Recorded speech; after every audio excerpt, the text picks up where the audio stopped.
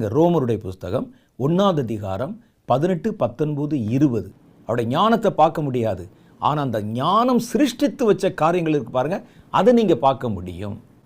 ஒரு Thomas Alva எடிசனை நீங்கள் பார்த்ததில்லை, ஆனால் அவர்கள் செய்து வைத்த ஒரு மின்சார பல்பை நம்ம பார்க்க முடியுதே. இந்த வசனத்தை வாசிக்கிறேன் பாருங்க.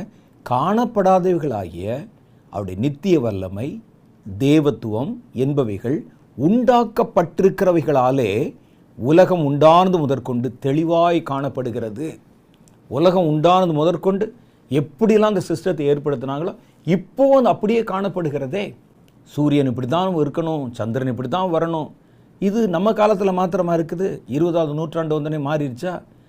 ஆதாம் ஏவாள் காலத்தில் இருந்து இன்னைக்கு வரைக்கும் உலகம் உண்டானது முதற்கொண்டு அந்த சிஸ்டம் அப்படியே தான் இருக்குது. ஒவ்வொன்றையும் நுணுக்கமாக பாருங்களேன். அப்போ தான் தேவன் எவ்வளோ பிரமிப்பானவர் என்று நமக்கு தெரியும்.